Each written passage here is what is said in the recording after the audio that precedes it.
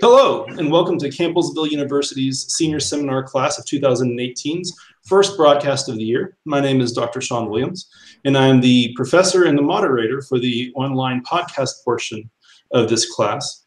This is one in a series of broadcasts that we'll be doing over the course of the semester, all of which will be filming straight to YouTube, as well as being broadcast through our course webpage, which you can find at cu2018.com. Over the course of the semester, we will be filling out each of the various topics. So if you like one of our videos, be sure to come back and check out all the others. Today, I am joined by my panel of three experts to talk about the question of the opioid epidemic in Kentucky. What happened? What's going wrong? What are we going to do about it? The first of our panelists is Oksana Marquez. Oksana is actually currently joining us from Washington, D.C. We also have Kalea Clark, who is a varsity soccer player for the Campbellsville University Fighting Lady Tigers, and Jordan Duff, who is one of the starting football players for our football team. How are you guys doing today? Great. How are you? Doing fantastic. So let's go ahead and just jump right into this. Over the last 5 years, what we have seen, not only in Kentucky, but around the country, specifically in the American South, has been a spike in opioid use and opioid addiction. So to start off, for people who may not be from Kentucky or who may not be from the southern part of the United States, does somebody just want to jump in and kind of explain what's happening? What are we seeing here in Kentucky? Maybe talk a little about some of the causes. Who wants to start? I can start off about it. Go for it. Okay. Well, over the last, I would say since the 5 years, we have seen an increase in the use of opioids, sort of drug that increases, I want to say, people's not highness level, but the way that they think and the way that they act, and it's become very addictive. It's more of like a morphine kind of type of drug. So it's very addictive and very abusive. Just 2 years ago, I lost one of my best friends to opioid use. His name was Emilio Zayas. He had been using different type of drugs. He was a marijuana smoker and cigarette, anything you really usually could get high off of, and he turned to hardcore drugs or opioids to try to get a high, a euphoria that he could never reach again, and it became very addictive, which ended up causing him to lose his life and not to be here anymore with us. So I'm very. Is that how most people end up getting on opioids? Do most people kind of transition to it from other forms of illegal drugs? Is that what's caused the spike recently, Oksana? The recent spike in Kentucky and around the country? I would say the recent spike in Kentucky is because, like Jordan said, it is a morphine, and so it's sort of the drugs that derive from opiates and the poppy plant are instant release. And so they're prescribed them normally to manage pain, and recently it's been to manage long-term pain, but it was just for serious pain. And now we've seen that people are taking these painkillers that are told that they're going to help so much, like Oxycontin, but they come back and say that their pain is worse, and that's because the instant high is given and then it goes away. And so it's a drug, when mixed into something like heroin, that you can't get anywhere else because you get very high, but then it drops rapidly and you have to go get the next high. So as with marijuana or as Xanax or benzos, it's a high that kind of stabilizes and goes. But when you abuse these opioids, it's instant. It gets you super high and then it drops you down. So you're always fiending for the next high. How are people transitioning from either the softer drugs like marijuana or prescription drugs onto the harder opioids?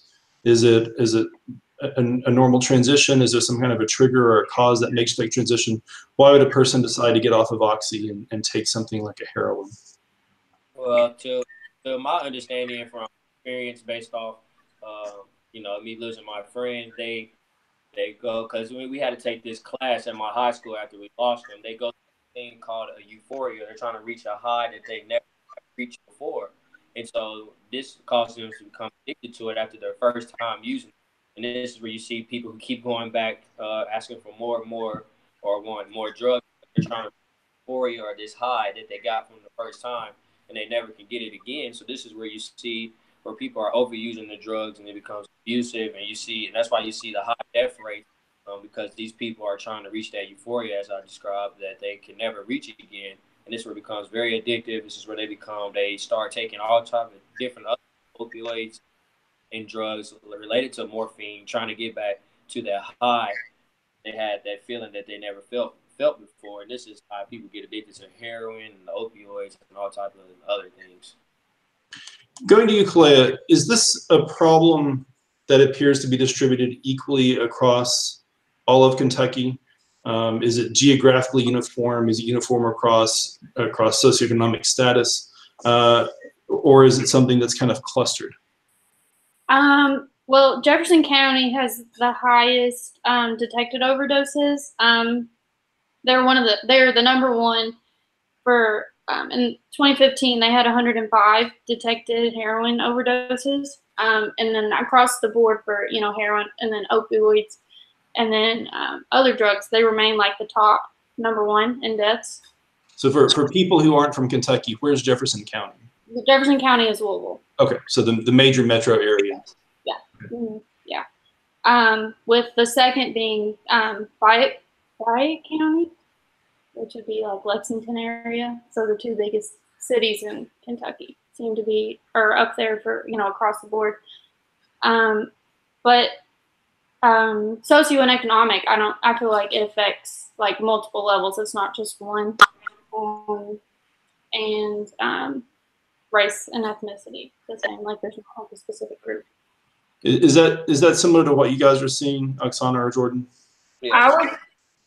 I would point out that as far as use, I would say that it's more prominent in Eastern Kentucky, or at least that it's sparked out of Eastern Kentucky. And also counties in Western Kentucky that are able, before there was a prescription drug monitoring mechanism, which we have in Kentucky, is called CASPR. And they also have a national one, but before that was a thing, people would get all that they could get in Kentucky, and then all the regulations started. But they would also travel to Florida and come back and bring it through Florida, come up, bring it to Western Kentucky, and in Eastern Kentucky, West Virginia. And so I'm not sure which year it was, but in a year, I think around 1990 is when Big Pharma actually went to Eastern Kentucky to kind of lobby for the use of Oxycontin, and that was really where it sparked. And the doctors there weren't sure really of the effects of it all, but they really encouraged like Oxycontin, and so they just gave them out like they were candy. And so you see that a lot of counties in Eastern Kentucky are heavily affected, as well as Lexington and Louisville. And so I don't think that it's necessarily a socioeconomic or race thing, because I think before now, when this first started, people were going to truly seek help, and I don't think they even understood the impact and the addiction that was going to coincide with the opioid that they were prescribed by the doctor. You mentioned the behavior of Big Pharma, that sort of the accusation that has been leveled against pharmaceutical companies is that they are largely responsible for the increased use of opioids. Is there a lot of evidence to suggest that? You had mentioned moving into Eastern Kentucky. Would you say it's the pharmaceutical company's fault? Would you say it's the doctor's fault? Would you say it's just simply the user's fault? Well, in Floyd County alone, from January 2010 to December 2016, McKesson, which is a pharmaceutical company responsible for Oxycontin, distributed almost 19 million doses of prescription opioids just in Floyd County. So that's like 475 opioid pills per person living in that county. And Attorney General Beshear actually filed a lawsuit on behalf of that and said that it was practicing unfair and deceptive business tactics in that 7-year period in rural Eastern Kentucky. So I would say that through the pharmacies going to nurse practitioners, private practices, and hospitals and showing them evidence that they might not be able right then to fully examine for themselves, but showing them studies, etc., saying, oh, this drug is better, we'll give you this perk and we'll give you this hat and you'll see this name everywhere, and our drug is the best drug compared to this, this, and this. I do think that pharmaceutical companies have an influence on doctors and what they feel like they should prescribe or should not prescribe. And so I think that it is more in part to the pharmaceutical companies, because Floyd County alone had 475 pills per every person living in that county distributed to them just by the McKesson Corporation. That's almost, I don't know, we don't do that with most industries, right? Like, we don't say, well, we have an obesity problem in America, so therefore let's blame the sugar industry or the fat industry, that we're going to blame the food industry. We don't say that we have a drunk driving problem, therefore let's blame alcohol or alcohol providers so much. Why is this different, do you think? Why are pharmaceutical companies more liable than the doctors who are issuing the prescriptions?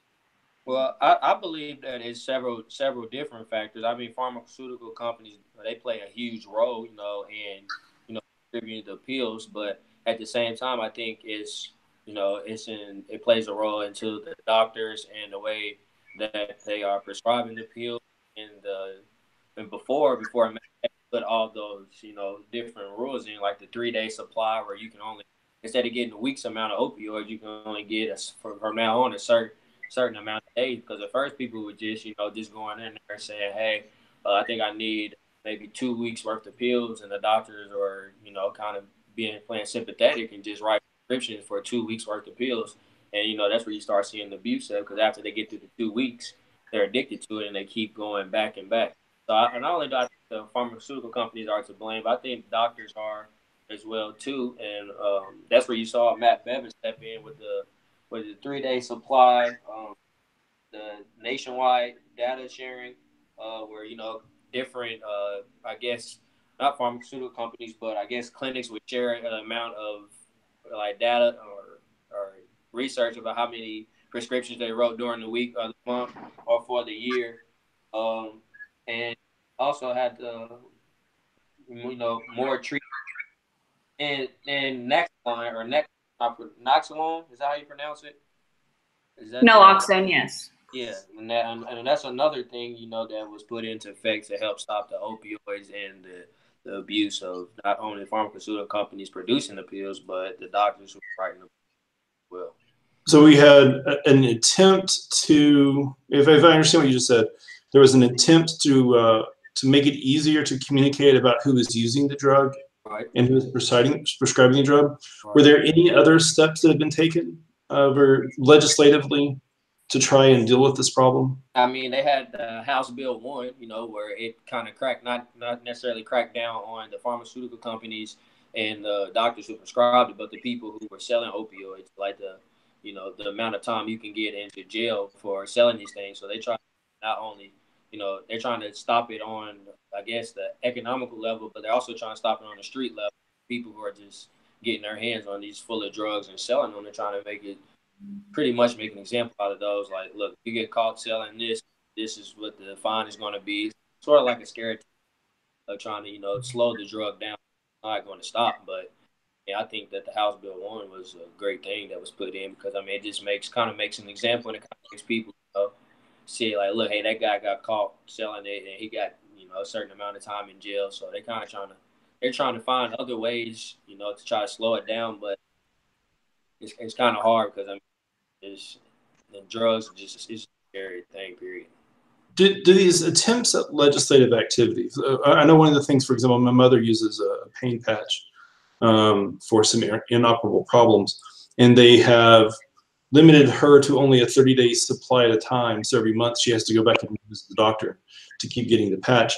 Have these legislative efforts been successful by and large? Or do you feel that the opioid epidemic is an ongoing problem where we haven't really started to stem the tide yet? I think it has to be an ongoing problem if we're seeing addiction and death by overdose rates continuing to increase. I don't think that we found exactly the right way to combat it, because I agree with Jordan. I do think it's a continuum of pharmaceutical companies, doctors, pain management clinics, all trying to get their fair share of money, and also people going to the doctor and getting prescriptions that they don't need. But I think even with the 3-day supply or Casper and keeping up with how many doctors prescribe what or how many nurse practitioners prescribe what, we still haven't found out what to do, because if we did, then we wouldn't have a continuing overdose rate or continuing incarceration rate for opioids and other drug-related problems. Okay, so that's talking about the supply side, right? One of the things that I've always argued is that there's a difference between Republicans and Democrats. That Republicans tend to be supply siders, so they always think if we can control the supply or improve the supply, then things will be better off. What about the demand side? Are there any steps that are being taken in Kentucky to either to provide treatment to people who are on opioid use, to limit access to users? We talked about a couple of those. Is there anything else that's happening that's trying to say, hey, let's see if we can deal with the problem based upon those who are demanding the drugs rather than simply going after the doctors and the pharmaceutical companies? Right, and that's why I talked about earlier. What's the right pronunciation for it? Naloxone And Suboxone. Yeah, which is kind of helps. It's supposed to help overdose, but it also at the same time it's not harmful for people who don't have an overdose and take it. There's nothing that's harmful that can happen to them if they was happen to take it if it's not an overdose situation. You also see, over the last 5 years, I've seen it just riding around several different rehab clinics being built and things like that to try to help people who are, on opioids or some type of drug, to help them. They understand that it's a problem that's going to continue to keep happening. But Matt Bevin and, this state of Kentucky, period, they have tried to come up with several different techniques, just to try to build these clinics, try to get awareness out, different people visiting schools. Like my senior year, until I lost my best friend, I had no idea about the opioid problem. Then we had a representative come in who, was an expert in opioids, and they basically kind of just told us about it and, where certain clinics are located, what phone lines of people are dealing with things, like what signs to pick up on. And so, I definitely think there's steps being taken forward toward trying to, decrease the overdose and drug use in Kentucky, but it's such a huge problem that, I don't know if that's really enough, but they're trying to do as much as they can. And I am aware. Oh, you can go ahead, Claudia. There are laws it's called the Good Samaritan Law, where if someone were to report, say they were with their friend and their friend overdosed, and they'd be intimidated to call 911 because they'd be scared that they would get arrested as well as their friend.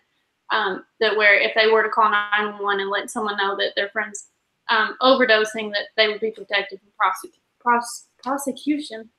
There's other things like Casey's Law, which if a person is struggling with addiction and stuff like that, and their families feel like that they needed to be forced into treatment or something like that, their family and friends could request a form that would that they could fill out and send to the judge that would request that they have mandatory treatment as part of their sentencing instead of just going to jail. And I do know programs that encourage, that we have in Kentucky, that encourage going to rehab before going to jail or a hospital. And like Clea said, with Casey's Law, one of the big downfalls of that is that if you are the petitioner of Casey's Law, you sign on for all financial responsibility in getting that person to rehab. But Kentucky Medicaid does cover, I know, at least up to a 30-day rehab. For if you have Medicaid, which is normally for low-income individuals, you can go to rehab for completely free. And also, Jordan was talking about naloxone, which helps overdoses, and that's, almost a free thing that you can do, and it completely strips the opioid off of the person's blood, but also Suboxone, which is something that was supposed to help counter the opioid epidemic. So it was sort of like this clinic that you can go to, and it helps wean you off of opioids or heroin. There are several of those clinics all over Kentucky, and if enforced right, and if the doctor is doing what he is supposed to do, that helps someone legally get off of opioids or heroin, because the withdrawal symptoms can be, sometimes you can need to have medical attention for those.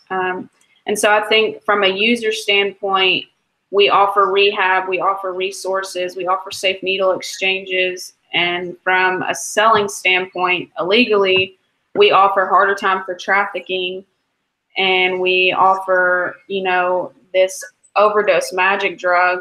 And for the doctors, et cetera, we monitor what they do. And we file lawsuits against pharmaceutical companies when they're not advertising right in certain counties. I mean, they know what they're doing.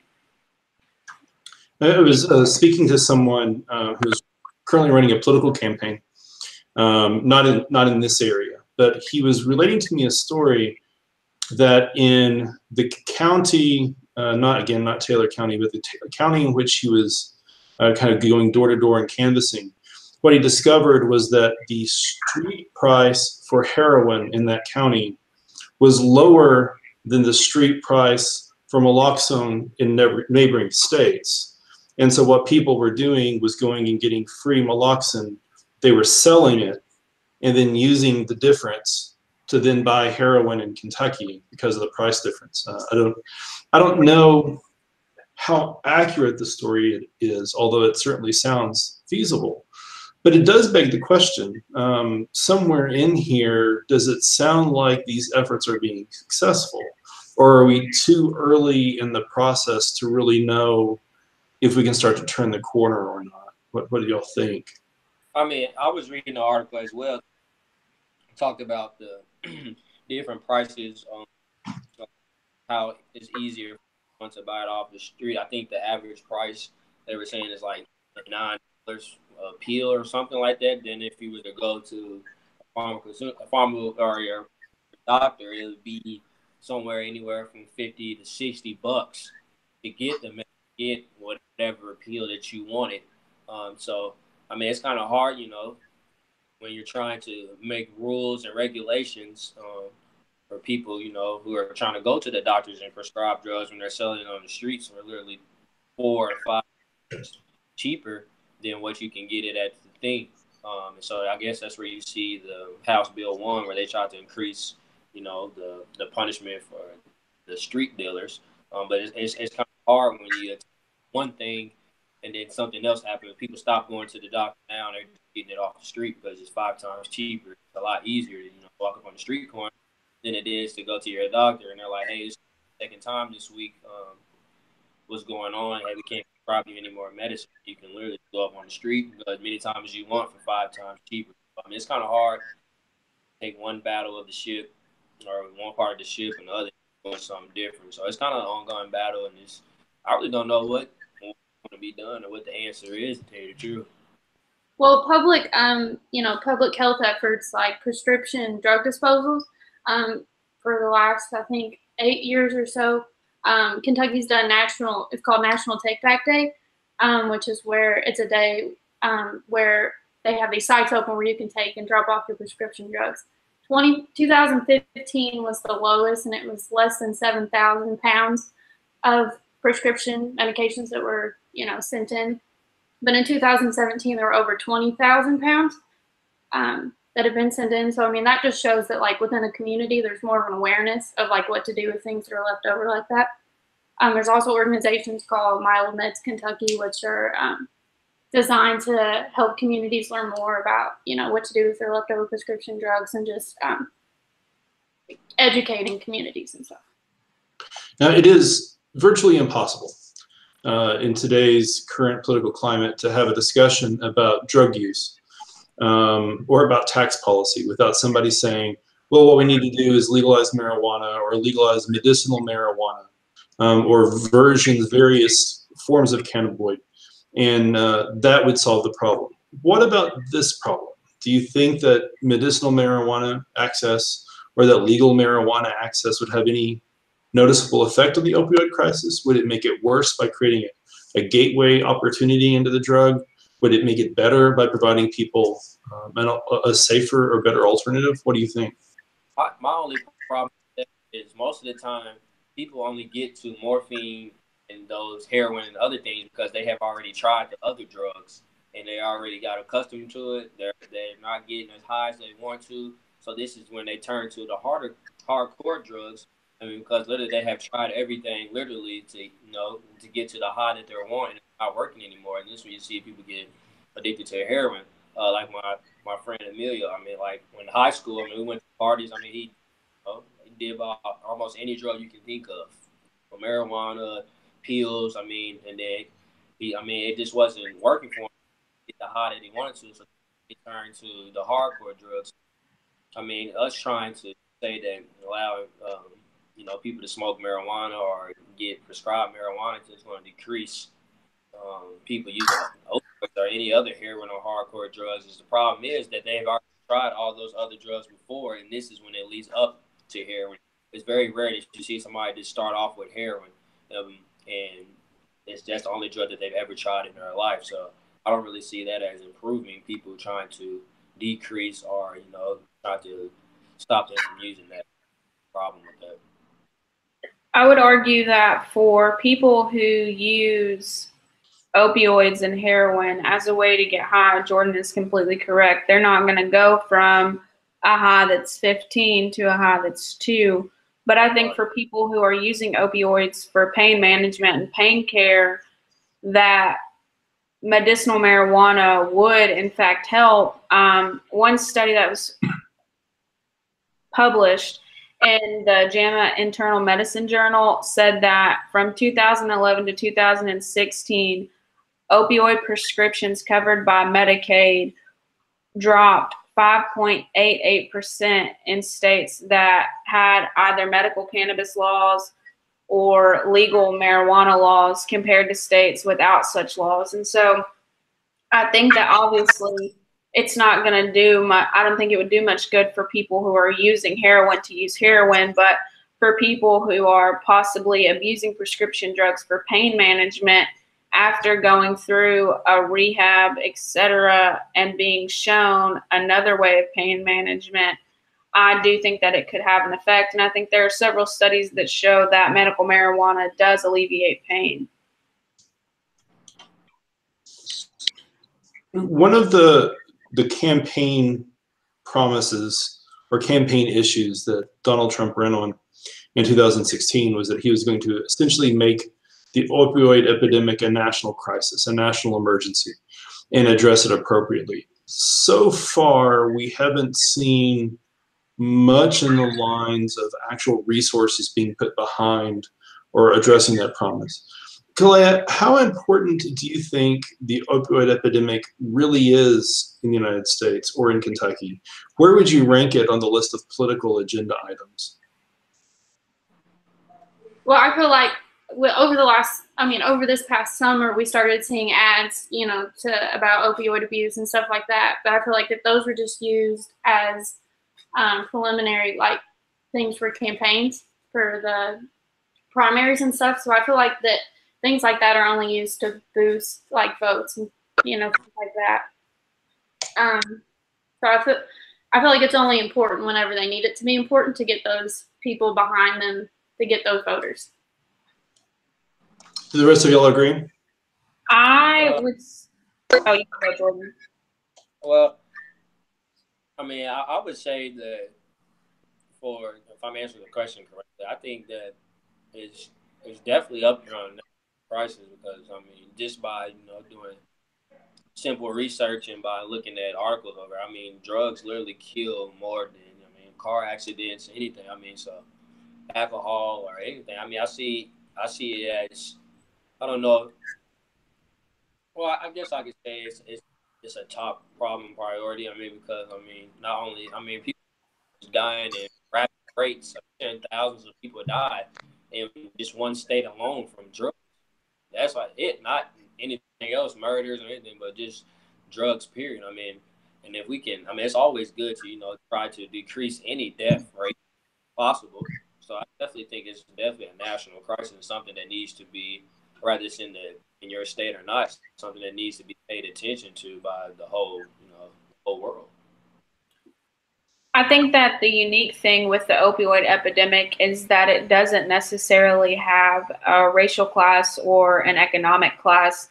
And so that has raised eyebrows through Kentucky. I think for me personally, I believe it's the first time we've really seen the victim rhetoric with drug use. So maybe a lot of times for cocaine or meth, it was just people chose to do that. But we kind of see that maybe people were tricked into their addiction with the opioid use. But I think that as far as on a list of what it is in Frankfurt, I think that it's talked about, but I don't think necessarily that it's on a list of let's get something done, because there's so many sides that you have to come at it with.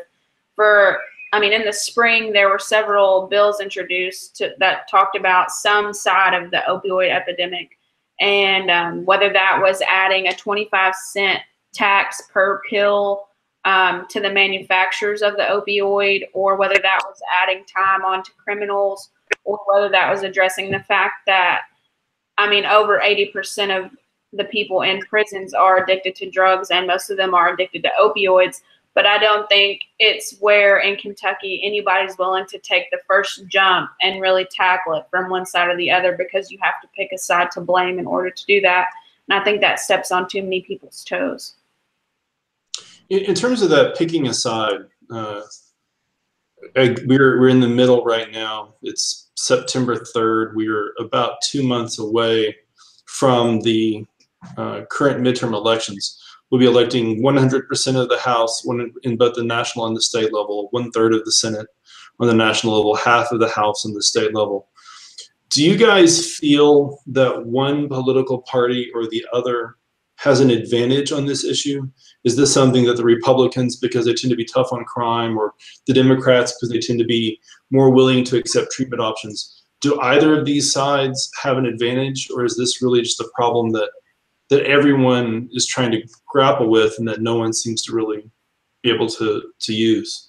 Right. I think Oksana made a great point that the opioid crisis, you can't really tag it to one social class, one racial class, or one, just one sort of individual. So it kind of makes it unique, because, literally any and everybody is doing their drugs. It's not seen predominantly African Americans, not predominantly seen Caucasian males, or it's only been tagged at by a certain age group, which based off what I've seen, is ages from 35 to I believe like 50 or 54, late 50s.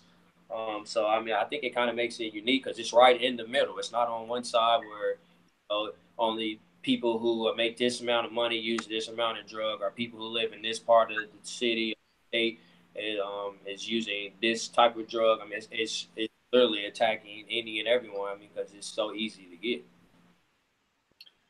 I think that in the current state of Kentucky and Kentucky's criminal justice system, that the Republicans don't really have the higher ground, and as far as them being hard on crime, because quite honestly, we don't have the room or the resources to be much harder on crime than we are. Our prisons are over full.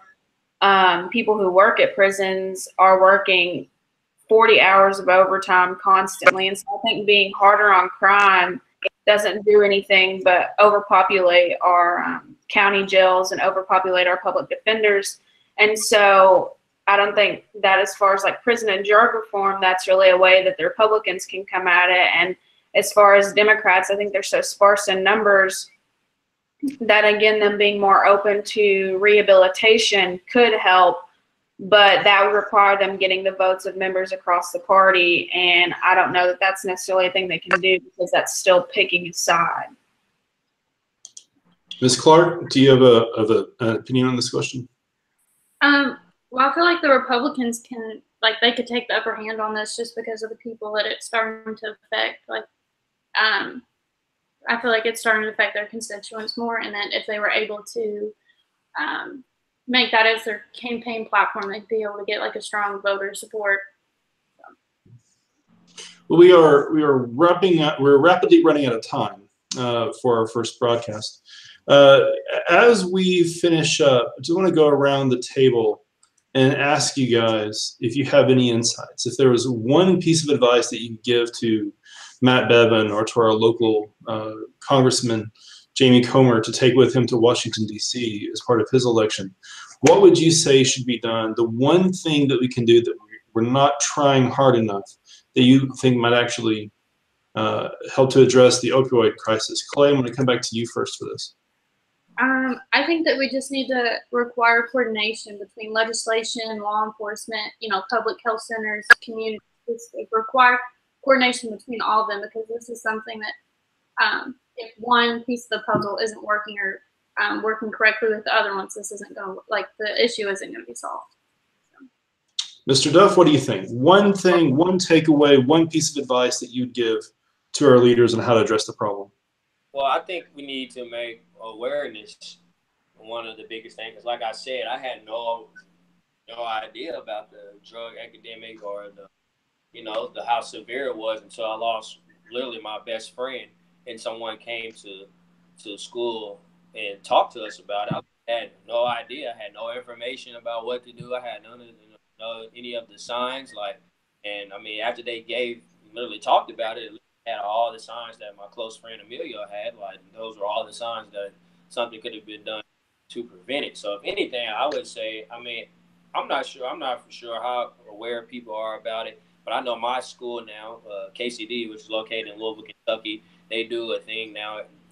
Probably I want to say once or twice out the school year, a representative comes, and talks about, just the drug use and opioid use and things, what to do, signs to pick up on.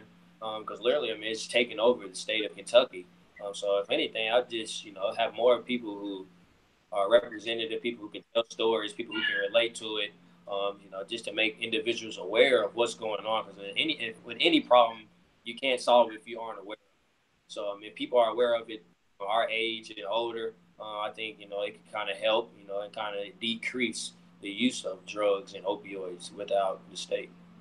Ms. Marquez, final thoughts? I agree with both Kalea and Jordan, and I do think that it's time for party lines to be thrown away, class to be thrown away, and to realize that this is an epidemic and it's not getting better, and what we're doing is not working. And I think that anybody who's associated with the politics of Kentucky and who has a voice who can make a change needs to sit down and really focus on the opioid epidemic and picking a side to come at it.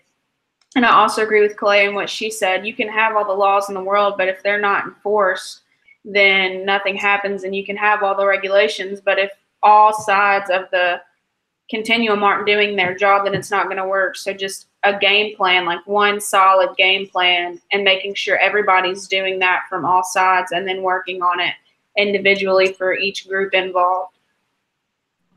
Well, it looks like we are just about out of time. I would like to, for those of you who might have found us through our YouTube page, give one more shout out to our website. That's cu2018.weebly.com. You'll find this podcast as well as the podcasts on our other topics that we'll be posting over the course of the semester. Be sure to turn in next week, where we're going to be talking about the Venezuelan humanitarian economic crisis, which is something that has been at the top of the news recently. And then follow us for all of the future topics. We'll be covering everything from immigration and the American economy all the way to the Paris Climate and Peace Accords, the environmental accords that President Trump took us out of soon into his presidency. So again, one more time, I thank you very much for joining us. My name is Sean Williams, and hope to see you again in the future.